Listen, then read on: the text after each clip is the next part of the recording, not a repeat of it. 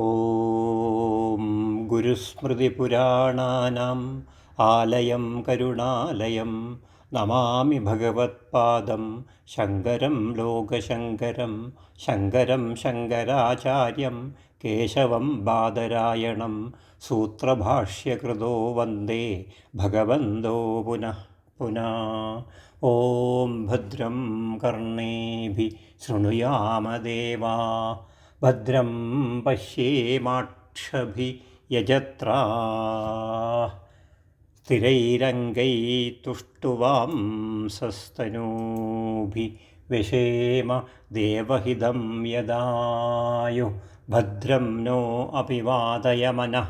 ഓം ശാന്തി ശാന്തി ശാന്തി.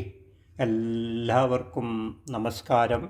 മുണ്ടകോപനിഷത്തിലെ 2-ാം മുണ്ടകത്തിലെ 1-ാം കാണ്ഡത്തിലെ 7-ാമത്തെ മന്ത്രം.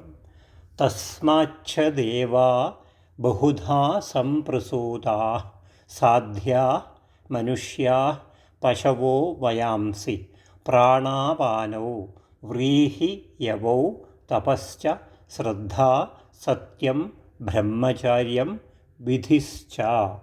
തസ്മാത് അവനിൽ നിന്ന്, ആ പുരുഷനിൽ നിന്ന്, ബഹുധ പല പ്രകാരത്തിലുള്ള പലതരത്തിലുള്ള ദേവന്മാരും സാധ്യാ സാധ്യന്മാരും മനുഷ്യരും പശവ പശുക്കളും വയാംസി വയസ്സുകളും പക്ഷികളും പ്രാണാപാനവും പ്രാണൻ എന്നും അപാനൻ എന്നും പേരുള്ള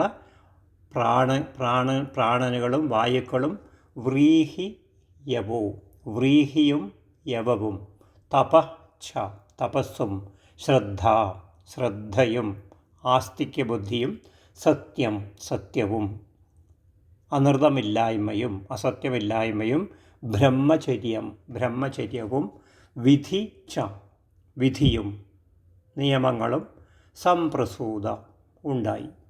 ആ പുരുഷനിൽ നിന്ന് വസുക്കൾ മുതലായ പല ഗണങ്ങളായി കർമാംഗഭൂതന്മാരായ ദേവന്മാർ, ദേവഭേദങ്ങളായ സാധ്യന്മാർ, കർമ്മത്തിന് അധികാരികളായ മനുഷ്യർ, നാട്ടിലും കാട്ടിലും ഉള്ള മൃഗാദികൾ പക്ഷികൾ, മനുഷ്യാദികൾക്ക് ജീവനഭൂതങ്ങളായ പ്രാണാപാനങ്ങൾ, ഹവിസ്സിനുള്ള വ്രീഹിയും യവവും, കർമാംഗമായി പുരുഷ സംസ്കാര രൂപവും, സ്വതന്ത്രമായി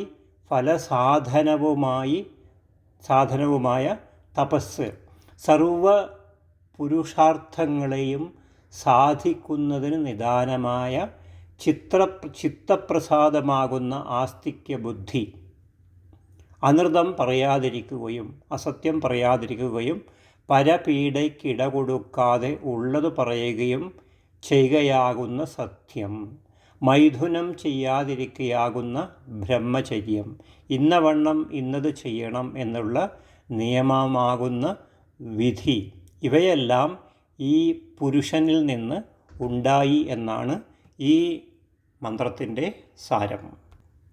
ഇവിടെ വ്രീഹി എന്ന് പറയുന്നത് ധാന്യത്തിനാണ്. നെന്മണി, ധാന്യം, യവം, ഇതെല്ലാം ഹവിസിനുള്ള ധാന്യങ്ങളും ഹവിസിനുള്ള സമിത്തുകളും മുമ്പേ ആ പുരുഷനിൽ നിന്ന് ഉണ്ടായി എന്ന് പറഞ്ഞു.